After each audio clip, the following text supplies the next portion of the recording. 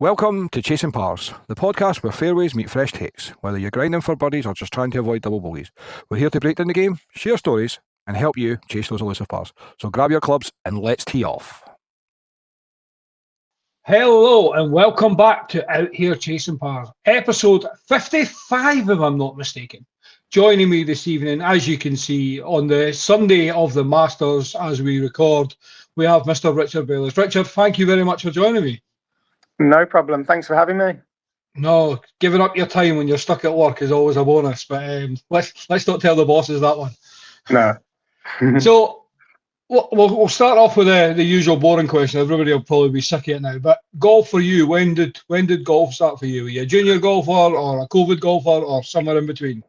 So I started, I'd say, just after COVID. I get quite a lot of time off work, so it was difficult to kind of fill my time.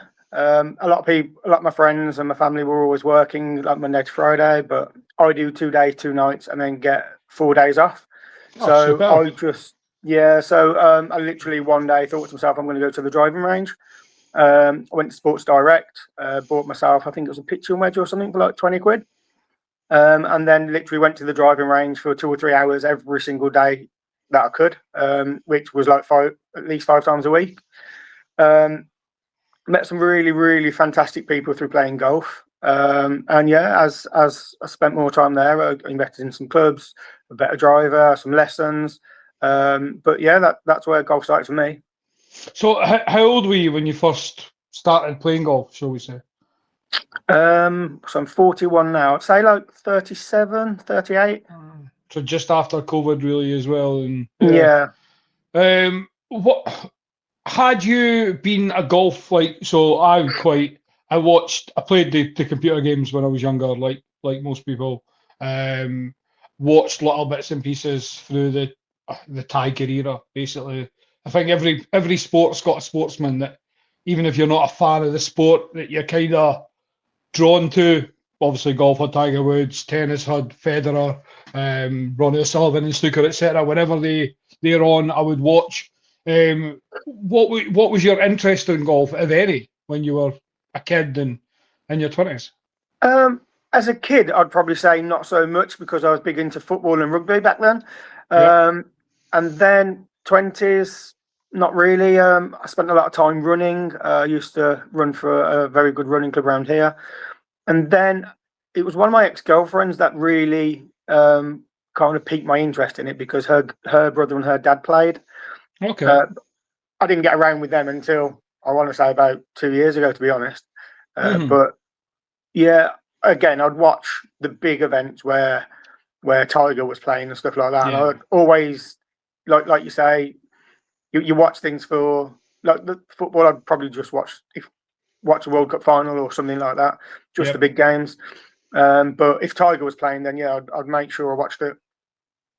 Yeah, I think that's what, like, whenever you hear people say like why a sport doesn't grow, etc., and it is because of that one polarizing star. It doesn't matter, like for all the sports. Like I would never say like I was a massive basketball fan, say, but I used to love Shaquille O'Neal, so I would always watch it. I just say I wouldn't say I hated golf, but I hated golf almost because I didn't like the elitistness of it or what it come across as. But again, somebody like Tiger Woods, who was doing extraordinary things at that time, just made you fall. And I mean, like any teenager, like if you have a computer game named after you, like Tiger Woods did, and it was such a like influential game for us to play, then you're always going to kind of be drawn to that one person. Yeah, 100%. I'm the exact same. Growing up, I thought golf was like quite boring, unless Tiger was playing, because obviously what he could do, it piqued everyone's interest, didn't it? Yeah, I'm going to apologise to anybody watching this but we are recording on the final round of the Masters, and I've stupidly not turned it off. And Tyrrell Hatton's just chipped in for an eagle, and if anybody knows, I'm a Live fanboy. So Legion 13 are my team as well. So anytime I see a Hatton, I would say normally John Ram, but he's been absolute garbage this tournament. But so I was getting a wee bit carried away that Spieth just chipped in for an eagle as well. This Nice. final day of the Masters. So if you're anybody watching back, obviously knows the result. What a night so far. You're based in the Midlands just now. Yes. Have you always been based in the Midlands, like even when you were like learning to play golf and playing football and stuff as well? Yeah. I've always Yeah. been in and around Birmingham. Okay. Obviously we'll come on to it later, but your home course is the Belfry. It is. Which has obviously got so much history in the world of golf. What is the golfing like around the area, like for young, not so much like for adults, but young ones, for like how popular is golf in the area? Or is it still like most of the UK, young boys are football first, basically? See, I'd say around the Midlands it's quite good because we've got lots and lots of fantastic courses. Every half term, the Belfry do a lot of things where they get kids in for the day and they run golf school. Yeah, we've got some fantastic courses and there's a lot to do. But the Belfry do go like, quite far in like getting kids in throughout the half term, which is obviously really good to see. Yeah, definitely, especially a course as prestigious and, as you say, kind of soaked in history as well. I was lucky enough to play it two summers ago, and even as not a golf fan before, it was still just mind blowing to kind of be around and to see the photos and the accolades and stuff. And I must say the staff around there were unbelievable. My one and only golf lesson was at the PGA Centre there as well, and it was just a very memorable occasion, put it that way. I just loved every minute of it. Yeah, like the Belfry is such an amazing place to be. You can be sat in the bar as I was, I want to say about 6 months ago, with a friend of mine, and it's literally just full of like celebs and stuff. Yeah. And yeah, it's crazy. I was literally sat at the bar and Nick Faldo come and sat next to me. And it's just one of them sort of places.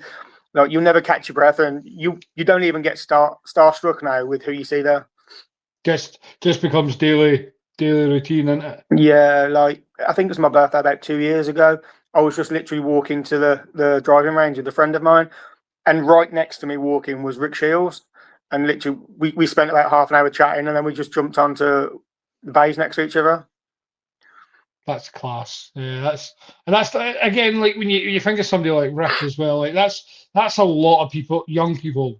I say young, I'm one of them, but he's the reason a lot of people got into golf. You know what I mean? He's just as important in the golf world as most professional golfers nowadays. Yeah, 100%. Like the evolution of YouTube golf, it's giving golf, it's pushing it in the right direction. It's getting so many younger people into it. I mean, if I wish I started playing when I was in my early 20s, I'd probably be a decent golfer by now.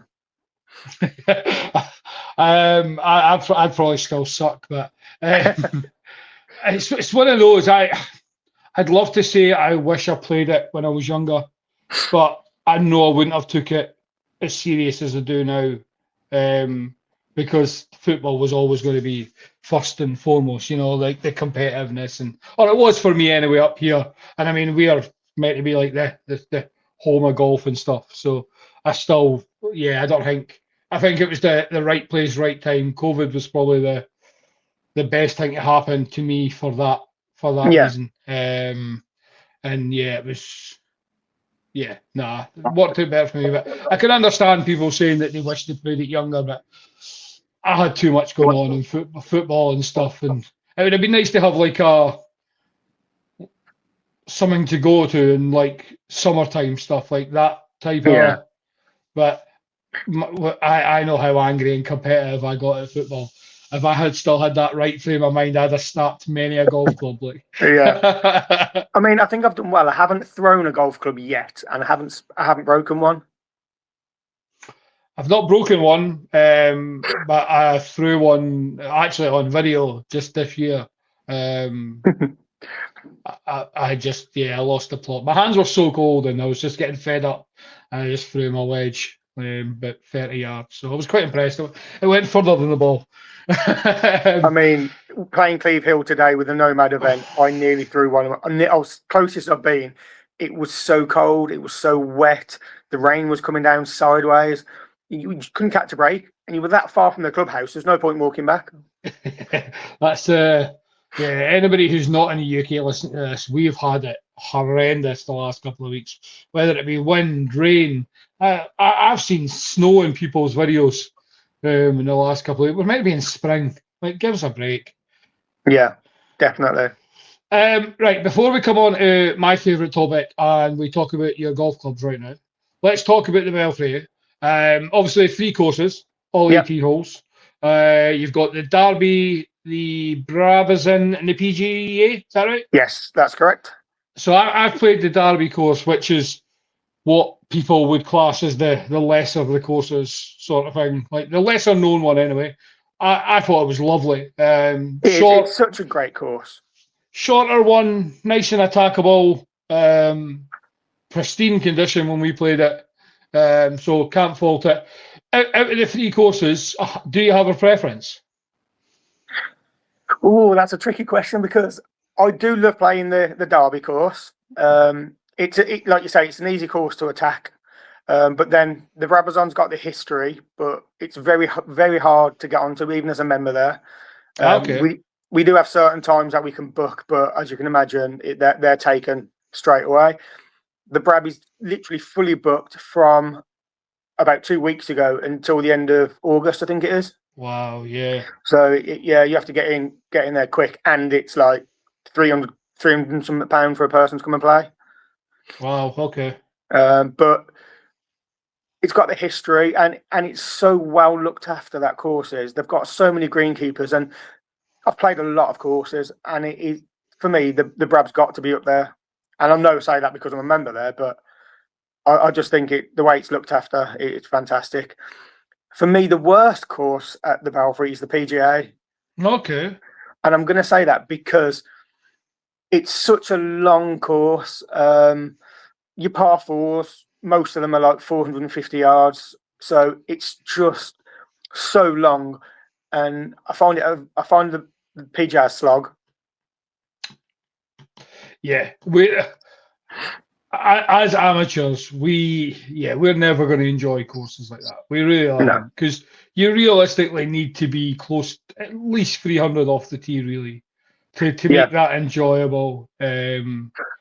So it's obviously that's probably the biggest contention argument just now, really, isn't it? With golf courses as well, like making them longer and longer and longer doesn't actually make them better. No, absolutely not. I would prefer them to be shorter, narrower, or harder greens, all that nonsense. More water, more traps. I've played par 5s with shorter yardages than some of the par 4s on the PGA. Yeah, completely. And I mean, par 4s are frustrating, but it's the par 3s that get to me. All these like 240 yard par 3s, and you're like, what is the point? Like, I've got talking about long par 3s, I do have a 4-ball coming up at the JCB in a few weeks, so that should be fun. Right now, I hate you more than anybody in the world.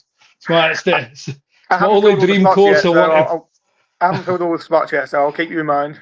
Absolutely, it's my dream course in the whole of the world. It's just it's so special. Okay, I'll make it happen. Right, golf clubs. Yes. You said you've obviously improved your bag from the Slazenger wedge that you bought. What is your bag, top to bottom? Start with driver, down to putter. So my driver is a Callaway AI Smoke. Okay. Okay, then I have a 60-degree wedge, a 56 and a 52. And they were all Titleist Vokeys. Mm-hmm. Then my clubs are, I've got a pitching wedge, 9, 8, 7, 6, 5. Then I've got 4 hybrid, a 3 wood, and they're all tailor-made RBZs. Okay. and I just used the putter that came with the set. Wow, that's impressive. Because again, especially the way people are these days for chopping and changing. Because even the RBZs are quite. They're quite a few year old. Like I remember, I've only hit the 3-wood of it. It's the white head one, isn't it?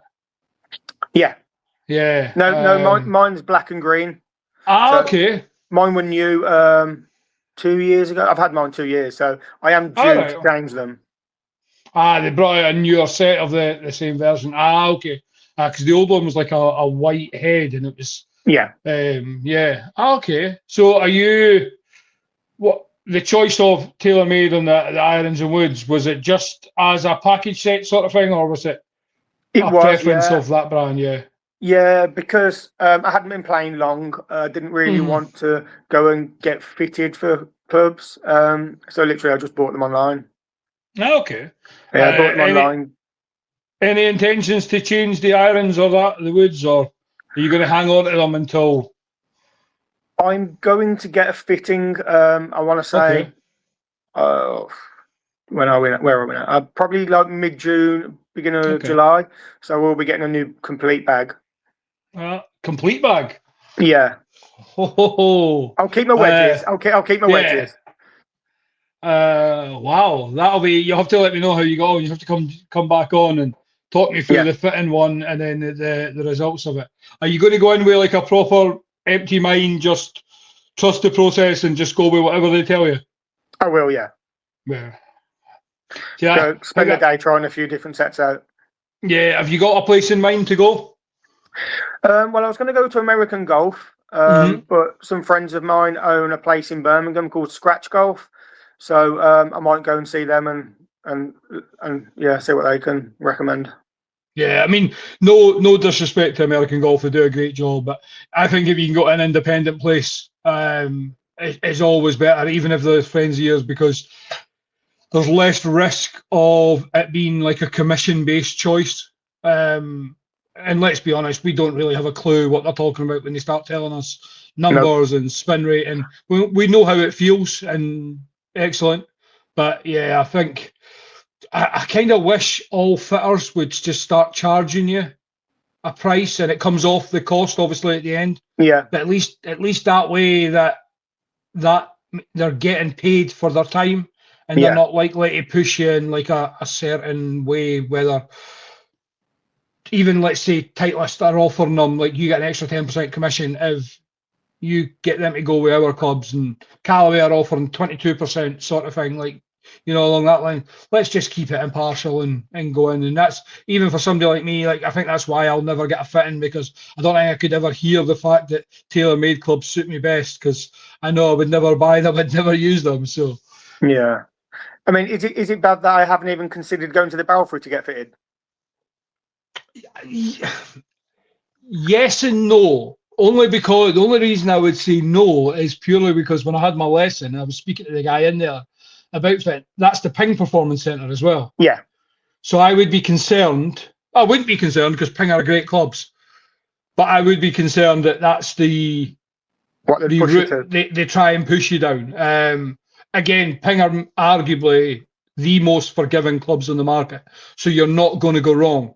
But that doesn't mean that the TaylorMade P790s or whatever they are more suited for you. And that would be my concern with the Belfry, just because I know that they are the Ping Performance Centre. As a Ping fanboy, I'm all for it. I'd love to go back to Ping irons now. It's not regret as such, because I do like my irons, but I trusted my Ping irons more than any other irons that I've ever had. I like the brand. I like what it stands for. I like how it's still family owned.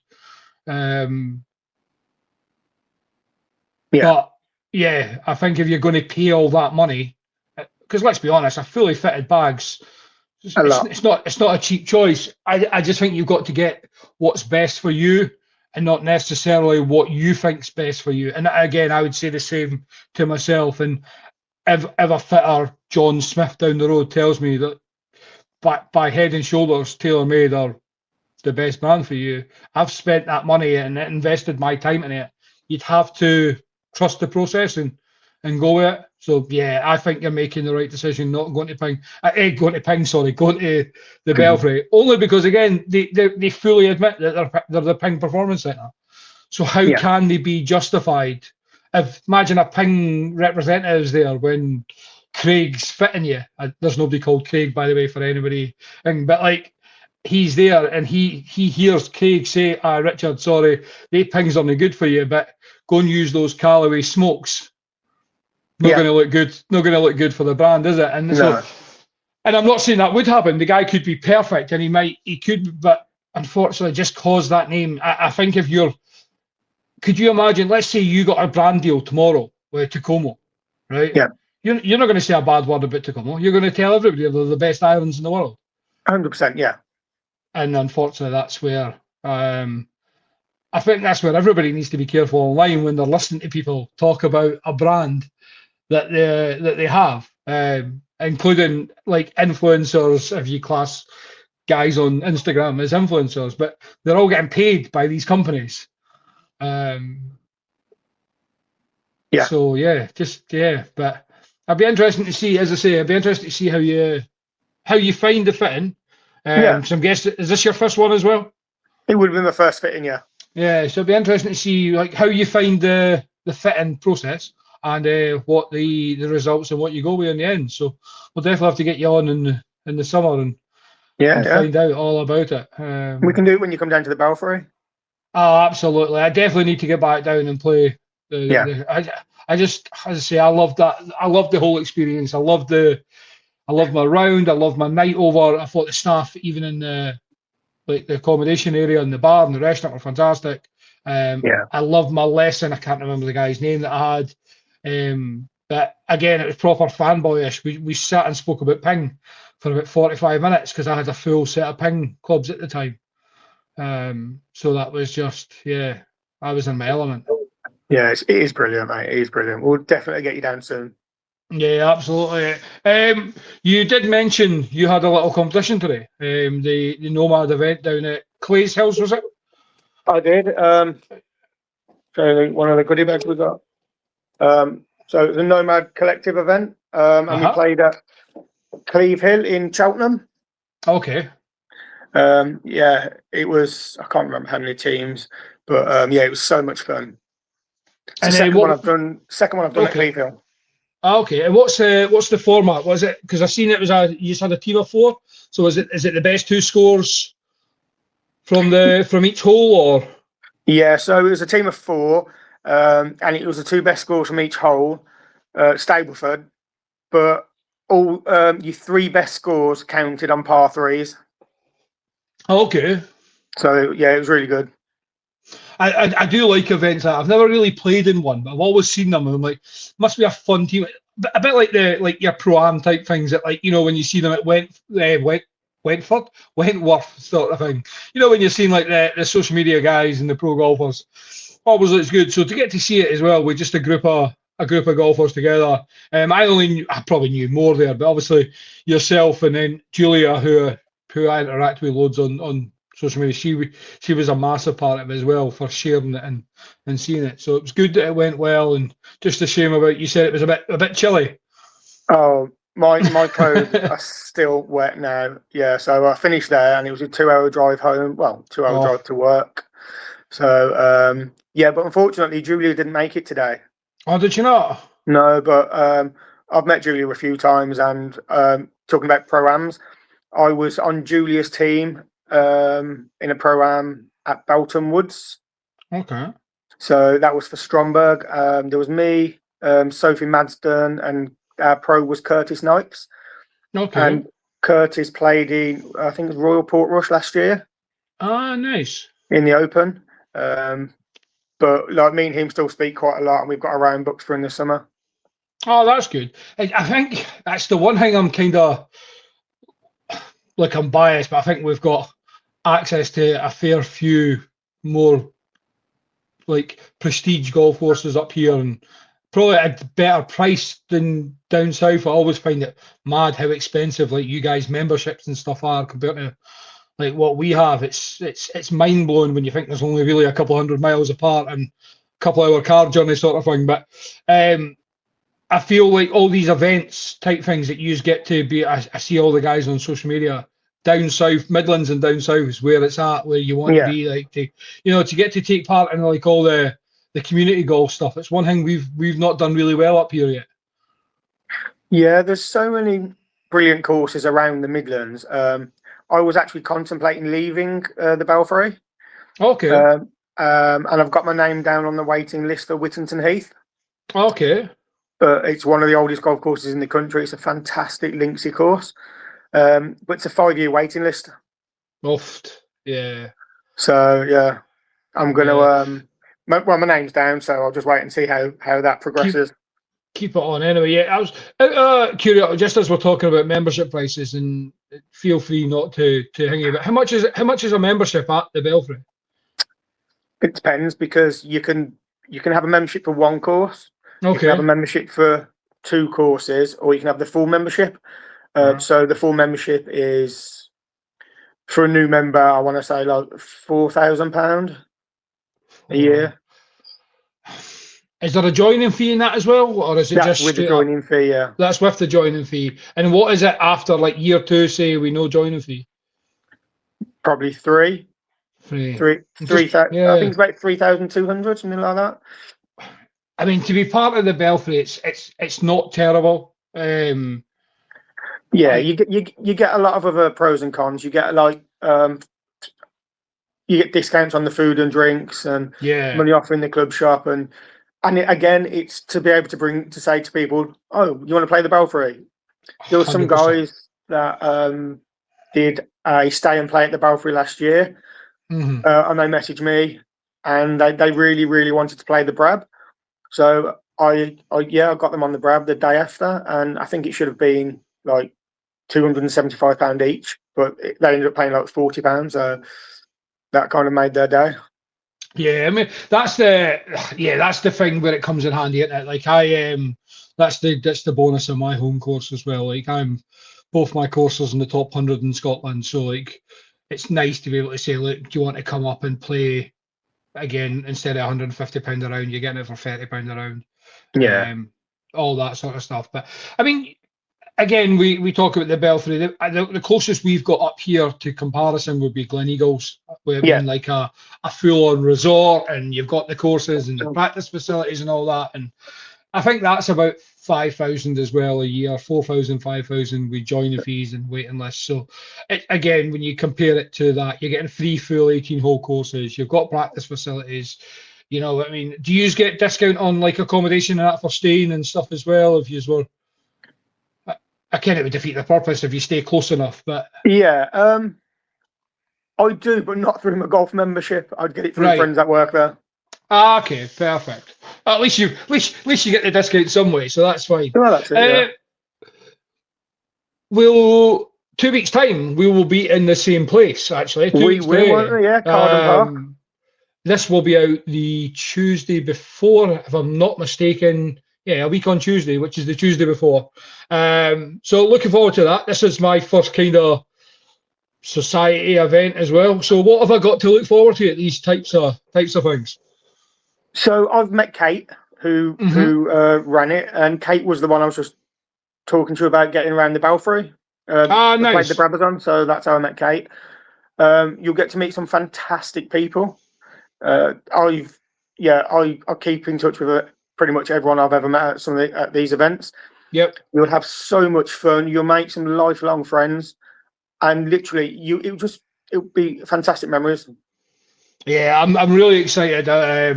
The fact getting to play golf with like some new people, getting to meet some new people, people like yourself, Kate. I'm in contact with pretty much every few days. She's tremendous. She's amazing. She was one of the first people I reached out to try and get on the podcast as well, like way back when it started. Just seeing somebody like so committed to golf, especially for the women's world, was fantastic. Yeah. And then obviously getting involved with the Secret Society, the Secret Santa, and that last year was just fantastic to see what she does for golf and everybody in amongst it. And like you, nobody's really got a bad word to say about her as well, which is always a bonus. Yeah, it'd be hard to find a bad word to say about it. She's lovely, Kate is. Yeah, and that's always a bonus, especially, let's be honest, not everybody we meet around social media is ideal. You know, like a lot of people Yeah. try and play a persona. And from everything that I've seen of her, I don't think there's any sign of that. So I'm excited to get down. I'm excited to try and get like as many little podcasts as I can done with everybody in person. Almost just set the camera up and just try and grab like 5 minutes with everybody and make one big little podcast for everybody, with little predictions and how it's going. So it will be such an amazing event. Yeah, we just need to hope we get some good weather. Like, I don't even want it to be roasting. Just give me 10, 11 degrees with no wind and rain for 2 days. That'd be lovely. Not like today. Yeah. Have you played Carden Park before? No, I haven't. So new one for both of us. Yeah. Yeah, I'm really, really looking forward to it, to be honest with you. Just get away for a couple of days. But I think I'm going to come down on this Sunday morning. Right. Stay over. I was contemplating going down Saturday, but I just think it's too long then. Yeah, I think me and my friend who's coming down, he's not on social media, but he kind of took one of the spaces that came available when pullouts happened. So we're going to come down on Saturday, just because if we try to travel down Sunday morning and then try and play golf, it's just going to be rough. So we're going to just go down on the Saturday and try and stay somewhere like in Cheshire area. Try and maybe meet somebody else through Ross and Harrison. I think, Hydra Caddy, I don't know if you've heard of them. Yeah. They stay somewhere in the area. They were telling me they're not far away. So I'll reach out to them. They said to reach out to them and see if they can get space on their course, like as a little twilight round sort of thing. And that way we can get a wee round in. I got invited. I can't remember. One of the guys invited me to come and play Carden on the Saturday as well. But if I'm going to travel all the way down, I'm going to try and tick off another course. Yeah. You know what I mean? On my way down, we'll play the round on Monday. We'll get back Monday night, and then we've got a doubles match play tie on the Tuesday morning as well. Yeah. So it'll be interesting to see how that goes. Yeah. So I played that competition today. I should be doing a networking event for Scratch Golf on Tuesday. Okay. And then I've got my work invited me into a big tournament because we're in energy and waste. Yep. So basically, this tournament's been going on for 15 years, and it's called the Masters of Waste. Okay. So that is in Oxfordshire somewhere. I'm not sure where exactly. Yeah. So that's meant to be Thursday. So that's like 3 competitions in like 5 days. So I'm not sure yet. One of them's going to have to give. Yeah, it's great to play all this golf, isn't it? But you do feel it starts taking its toll on you at the same time. It does, we're getting old, Richard. We can't hack it. Maybe this is where the younger bit needs to come out of us. Yeah, that's it, mate. 100%. I'm going to come on to you. You've mentioned Scratch Golf now a couple of times, and you said obviously it's friends of yours. You're going to have to reach out and get them on the podcast so we can get them about what is it they all do? What is it? Just a website? Is it a shop? What have they got? So Scratch Golf are an indoor golf sim. They're based in the Jewellery Quarter in Birmingham. Right. There's Alex and Paul. There's how many bays are there? 6 or 7 bays. They do active darts. We've got a bar. They have all live sports on, and it's honestly just such a vibe. And it's one of the only ones in the city centre of Birmingham, and it's just fun. And the location of it's perfect. Nice. You definitely need to send me the details on Instagram. Tag me in there or something, and I'll reach out to get them on. But I'm travelling down to Portsmouth in June for the 5 rounds of golf in one day, and I'm making like a 5-day trip of it. So hopefully I can get in touch with them and maybe like pop in like on my travels as well. And let me know, and I'll take you in. Yeah, absolutely. As I say, I'm going to try and make it like a 2-day travel event rather than just driving from Perth to Portsmouth, because it's like a 9-hour drive. So I think if I can split it into like a day and a half, 2 days, I think that'll work out better. And again, just try and tie in as many rounds as I can. If I'm down south, let's just try and make meet as many of the guys, as I speak to on Instagram, because it's the one, again, like I said earlier, it's the one downside I have. Everybody I feel I meet on social media stays like 5 hours away. So it's not like it's not like I can just nip along on a Sunday for a round of golf. Yeah. Well, if there's any courses in the Midlands you want to play on your way down, just let me know. Yeah, I need to. Basically, what I really need to do is put it in the map where I'm starting and where I'm finishing, and kind of just try and plod my way about. And figure out how long I'm taking. As I say, the Monday, the 22nd, I'm playing 6 rounds, basically 5.5 rounds of golf. So it'll be see what interest I've got in golf when I'm coming back up the road. Yes, definitely. But it should be, that might be my golf season finished. The 22nd of June might be my last round of golf this year. It might break me, but I need to pop into, I can't remember the name of the course, but I need to pop in and see Emily Hyde, who was on the podcast, because Bewdley Pines. Something beginning with G. Guest. Oh, I've forgotten the name of it now. I know Emily plays a lot at Bewdley Pines as well, which is another fantastic course in Kidderminster. She mentioned 2 of them. Yeah, that's right. But they've got a special event on the Saturday before it. So I said I'd go up and meet her after it, see how the events went, and because I'm doing the fundraising for prostate cancer, she lost her dad through prostate cancer. So again, go up and let her know how we got on and show her how broken I am on the way. So back to golf clubs as such for a second. Are you particular with your golf ball? No, I don't think I'm good enough to be. It's just literally whatever I want to get out of the bag. Yeah. And then obviously it's always the rubbish ones around water. It's funny how we're all like that, isn't it? I mean, it's when you're walking around the Brabazon, and you find a golf ball, it's usually like a Pro V1. So I do have a fair few of those. I was just away to ask that very question. Is that one of those? When you find balls around that anywhere in the Belfry, I take it most of the time it's top balls, because people are coming and showing off the money. Like, well, if I'm playing here, I'm going to buy a brand new box from the pro shop. You won't find a bad ball on the Brabazon. Yeah, well, as I say, I only played the Derby, and I don't know how many top quality balls I found.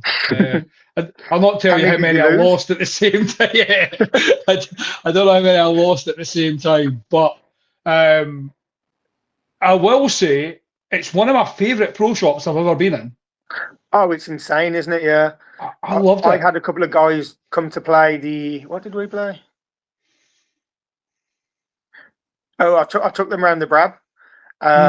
It was Country Boy Golfing. There was Blackers Golf, and there was Witty Golf. Oh yeah. So them boys came down and played the Brab the other week, and they were blown away by the club shop as well. It's phenomenal. Like I won a prize to come to the Belfry, and with it was like a £50 pro shop voucher. And I think I still spent another £100 on top of it. Yeah, it gets you, doesn't it? That pro shop. 100%. I loved it. And then even, do you know what else was really nice? There's something about the formation, the way they do the buggies and the way they take you down to the course.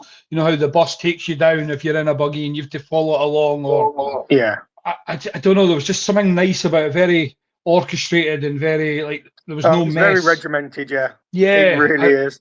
I really like it though, because it just, you knew where you stood, you knew how you got on, and yeah.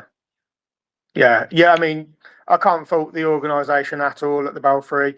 The greenkeepers, all of the staff are just phenomenal. And then last thing on the Belfry, because we can't not talk about it, the greatest sausage roll in the world. Oh yes, I was hoping you was going to say that. They are incredible. It's I can't even describe to anybody. Like, I'm not normally one for quantity, because sometimes you would look at a Belfry sausage roll and think, yeah, they're making up for being crap just by being big. But these are just elite. They're top tier, 100%. Yeah, fantastic. And that is one of the things I do have on the round. I mean, I've only played it once, but I had two. Yeah, I had one. I had one at the. Is it at the night between? I can't remember wherever it is in the dark. Like when you first get there, you first get to like the hut on the Derby, but then it was such a slow. My only my only negative experience. We took a buggy. We're like, we'll just chill in a buggy and we'll just have a nice round on. We didn't need a buggy because it was packed. 4 ball to 4 ball to 4 ball. Having the buggy made it worse because you were almost too quick. Yeah. Whereas if we just walked, it probably would have been more enjoyable, more relaxed. But when we got back round to like, let's call it the 15th, 16th, whatever it was, because it was so snowed back, we went back to the hut and got another sausage roll. And the guy, he's like, it's the end of the day, here, have an extra one. So we managed to get an extra one each for free, which we wrapped up and took for the next day because we were travelling to Lipham St Anne's to play there.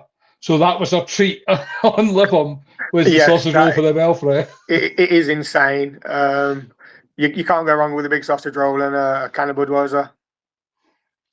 I passed on the Budweiser. I was quite happy with my diet Edinburgh, but I was just a happy man. It was easily my best. So Rick Shields' series when he was just judging halfway houses for sausage rolls was probably the best thing that he's ever done.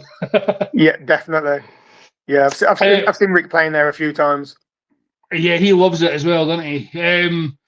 Speaking of Rick, YouTube golf, even pro golf, what's your viewing like now? Do you watch a lot of pro golf? Do you watch live golf? Do you watch YouTube? What's your viewing? I try and watch as much YouTube as I can because working on the night shift, it gets quite quiet. So we just chuck YouTube on, and 9 times out of 10 it's golf. I'm going to try and go to live at JCB this year with Bobby, my mate Bobby Griff. Mm-hmm. Hopefully that's going to happen. That'll be the first one I've been to. Okay. But yeah, and apart from that, just whenever it's on TV. Yeah. Try your hardest to go to the live event. It is. I went last year and probably the best golf day of my life. It was just phenomenal. Being so close to the guys, the way JCB's run, getting to see it in person for me, which was massive. We got great weather. I got to see 2 of the greatest driver off the decks with Bubba Watson. I was in my element. I loved it. You haven't seen mine yet. I'll show you at Carden Park. You'll see mine as well. It's my go-to shot. But you'll love the live one.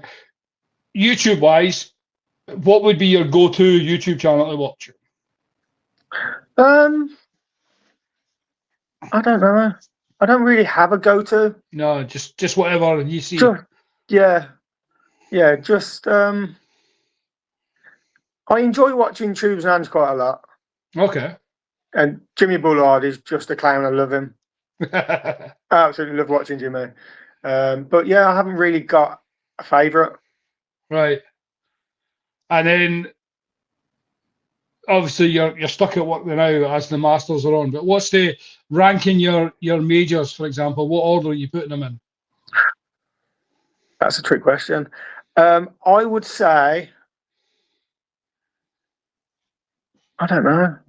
Masters obviously top. Then I love the Ryder Cup. Yeah. I love the Ryder Cup.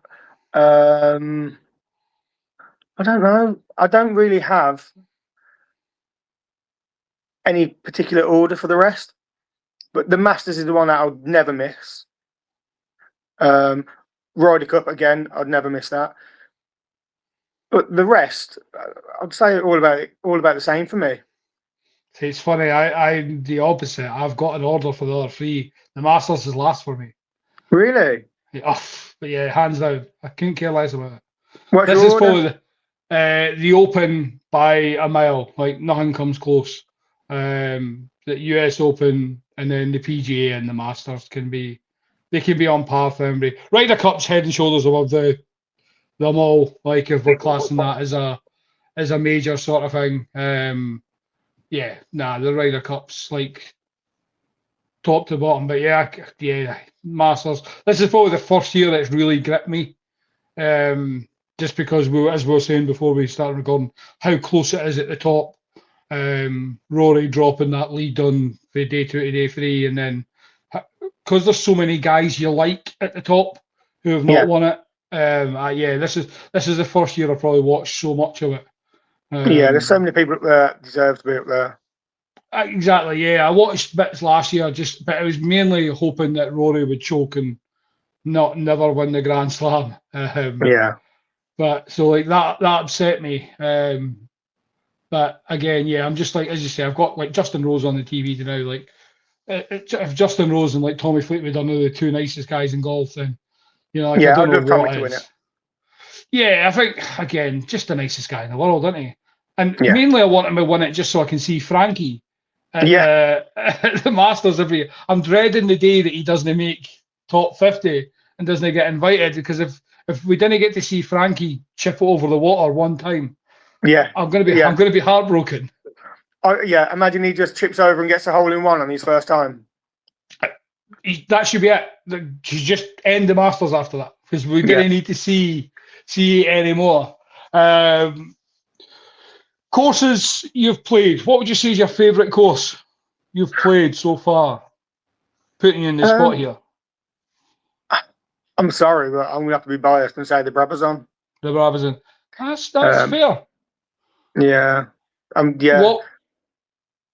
What do you look for in a course? Like what sets it for you? Is it like the conditions? Obviously important, but is it condition? Is it like the practice facilities? Is it just trickiness of holes? What do you look for in a course? If you were to go and like start ranking, say, all your courses.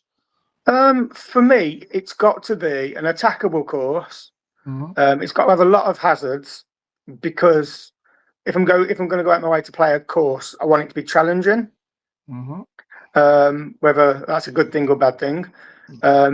Practice facilities, and it's just got to be well run. And I'm guessing that I'm going to say that because of what I'm used to at the Belfry.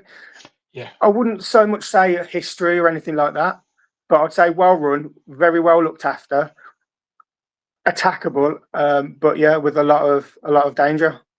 Yeah, no, I like that. History's not one for me that's top of the again, because I can understand if you were a golfer and a golf fan all your life, why you'd want like the history of a golf course, and like people would come down to the Belfry and like be awed by the history, like because same way up at Gleneagles with the Ryder Cup being there.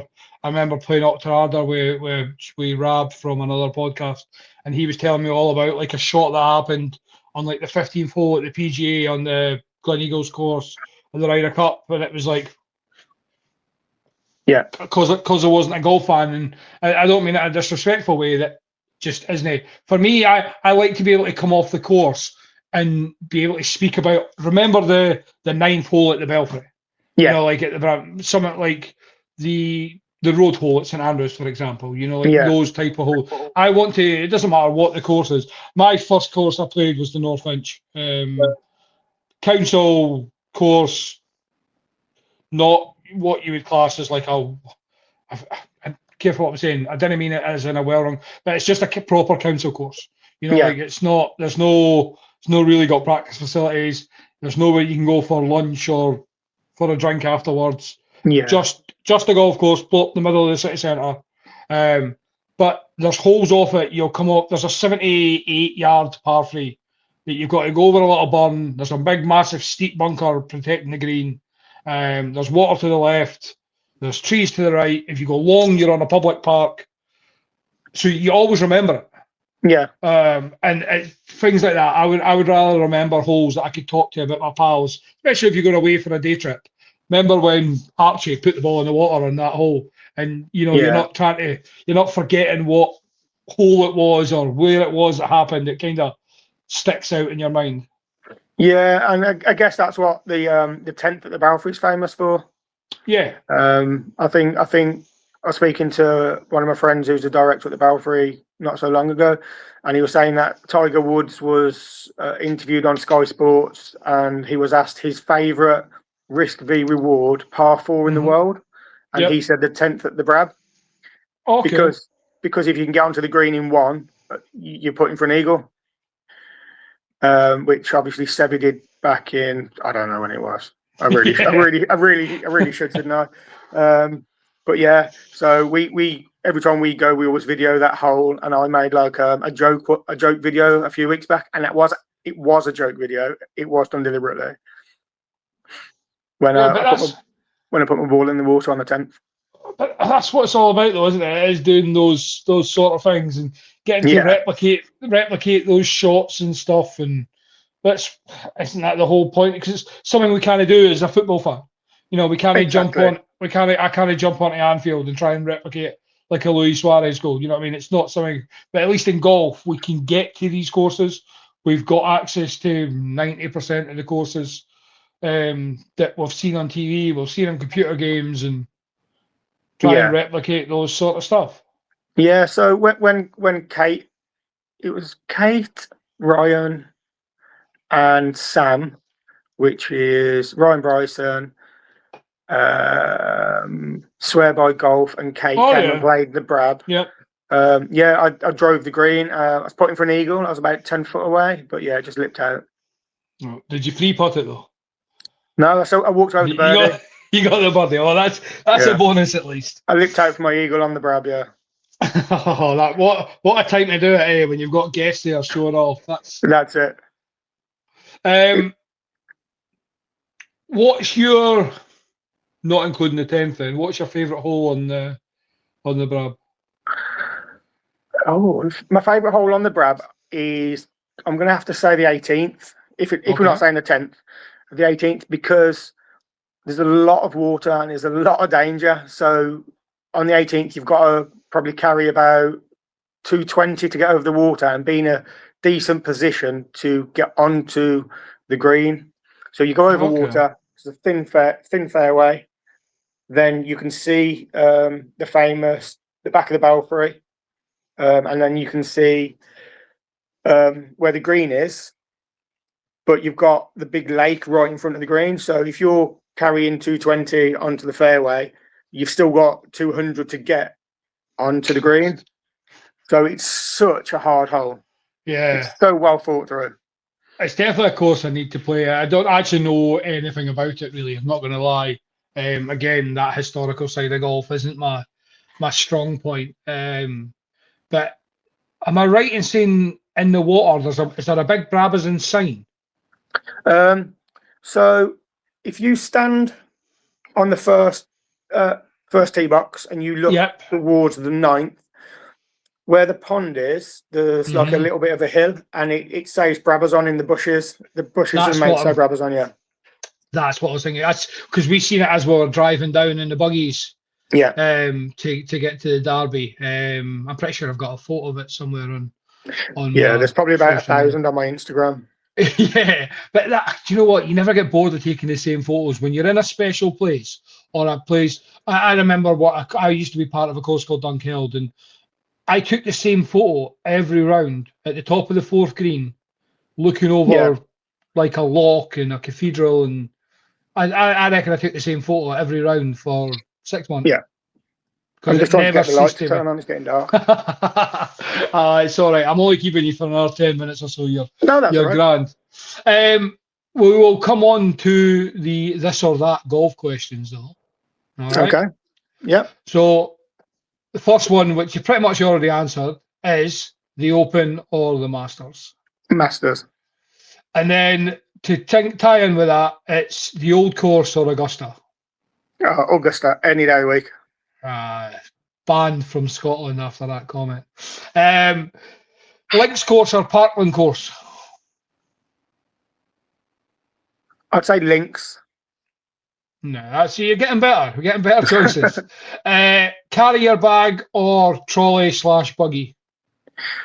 Oh, again, that depends on who I'm playing with and what I'm doing, because I've carried, I'd want to say now, for the past 12 months. Okay. Every round I've carried, but if it's just me and my friend going out for a laugh, we'll probably get a buggy, fill an icebox with beers, and chill out. You will never catch me carrying a bag ever, unless it's winter time and I don't care. But yeah, nah, pushing the buggy. I'm not really a buggy guy. I don't like a buggy. Yeah. But I need my electric trolley and Quite wander often around. at the Brab, there's no trolleys if it's bad weather.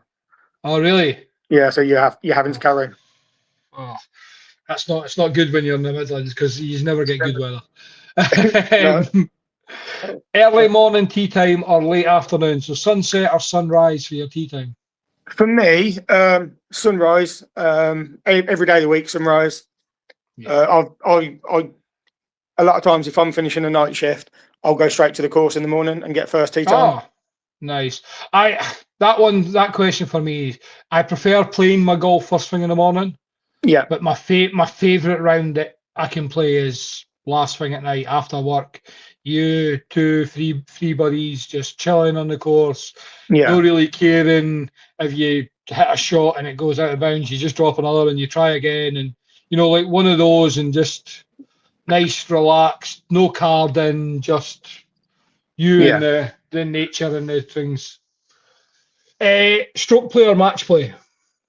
stroke play. Okay. Stroke play or Stableford? Stableford. Gimmies, yes or no? No, Good man. I want to see Just them making sure. 2-footers. Gimmies should be illegal. Shouldn't even be allowed in golf, No. in my opinion. Shorts or trousers? Trousers. Hoodies allowed on a golf course? Yes or No. no? No. No hoodies. No. Okay. Friendly round with your mates or competition golf? Competition golf. And last one, the most important one: 18 pars or 9 birdies, then 9 bogeys? Oh, 18 pars. Good answer. You've redeemed yourself after a few dodgy ones in there. Yeah, 18 pars has got to be the goal for everybody who's not a professional golfer. Yeah. I would say so. We can all make an occasional lucky birdie, can't we? But to go around the course and match the course, it's an incredible feeling. I think if I was 9 under after 9 holes and finished quit. level par, I think I'd be suicidal. I'd have to be put into a mental institute and locked up for a long time because I think that would couldn't be the end of my golf career. I couldn't handle that collapse. I would rather design myself to be flown away. Golf course wise, again, what's your? Let's give me 2 or 3 golf courses that you really want to play, whether it be UK or in the world. Augusta obviously been one that's out it's a pipe dream, but it's definitely there. Yeah, I mean, so I've been really lucky. I have played some amazing courses. I played 8 Hill in Barbados, which was unreal, but it wasn't quite. Yeah, I enjoyed the Belfry more for some, I don't know why. But one I'm desperate to play again is the JCB, which will be happening in the summer. And apart from that, what else is there? I really want to do the old course. Yeah, I'd love to do that. Really is. I'm just going to rewind there. Did you say you're playing the JCB again? No, it's going to happen in the summer. Oh, I thought you said you're going to play it again. I'm like, what a dick! Just talk about showing off. Yeah, no, not yet. No, but I will keep you updated on that. Yeah, the old course is special. It really, really is. It's the only course I really wanted to play when I first got into golf. I was like, there's one course I have to play, and that was it. My only other one at JCB, as we've mentioned, I really need to play Trump's new course up in Aberdeen. The one that the one he calls the old course is hands down the best golf course I've ever played. Like, it's not even close. Yeah, it's like the old courses will always be my number 1 golf course. Like, it's a great course. It's always in great condition. Yeah. And every shot feels special. Yeah. You feel like you're part of. But when it comes to, when it comes to everything, the old course at Trump is just special. Yeah. So I can only imagine what the new course is like, how much money they put in. They've got some water on the new course, I believe, as well. It's just going to be. Yeah, well, needs to be I my mean, goal this year. I might venture up to Scotland and try some courses out. I mean, we're blessed. We're very, very blessed up here with the course, and it's why I always say this. Why I started this podcast, not for the Trumps, the St Andrews, the Kingsbarns, for the St Michaels, the Dramoigs, the Octorarders. You know, the ones that don't have the recognition, shall we say, that they deserve. So those were the types of guys I wanted to come on and get people to come to their course and play. Yeah. A bit like the Derby at the Belfry, for example. You know, like people aren't going to the Belfry to play the Derby. No. You know, and it's a shame because it's a perfectly good course and it's always in good condition, but it's always overlooked. And if you've got a budget of, say, let's say you've got a budget of £300 for a weekend of golf, for me, you shouldn't be going to play the Brabazon. You should go and play the Derby because then you could get 2, maybe 3 courses elsewhere at the same time, and you can get a better experience as such for the golf, with better memories with your friends. If it was a once in a lifetime trip, fine, pick those elite courses. But if it's just you and 3 your pals and you're making a road trip, don't spend stupid money on one course. Split it over 3-4 courses and make the most of the whole time. Brilliant, yeah. That completely agree with it. The Belfry do the thing where you I think it's a stay and play in the winter or coming up to the summer, and it's like £150, and you get to play the PGA and the Derby. Yeah, that's the one thing I will give the Belfry over pretty much anywhere I've ever found. Celtic Manor do a few good deals as well. But every time I see it, like some of the offers they put on are a joke, like how good they are.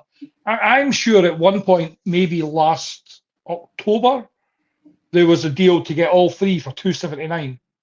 Possibly. And 2 nights stay, which is phenomenal. Yeah. Yeah, they do really look after their guests. And I would highly recommend anyone listening to this to book and come play the Belfry. Drop us some messages and we'll see what we can sort out.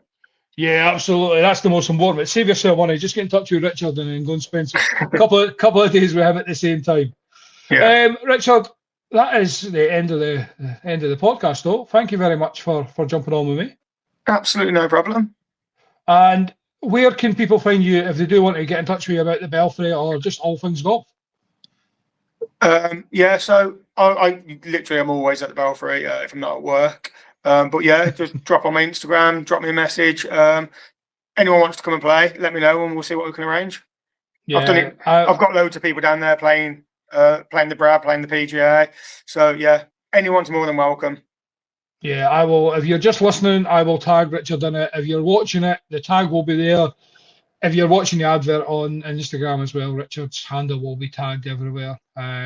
So yeah, make sure you give Richard a follow. Make sure you give him a message if you're in the area and you want to get around to golfing. But Richard, again, thank you very much for giving me some of your time. No problem, Alex. It's been a pleasure. And I'm looking forward to meeting you in a couple of weeks. Yeah, 2 weeks today, buddy. But yeah, until then, Carden Park is going to be exceptional. So, yeah, look forward to that. But anyway, thank you guys at home. Make sure you like, subscribe, share, all that good stuff. Give Richard a follow. His handle is down here somewhere. And yeah, we will see you next week as always. But until then, catch you later.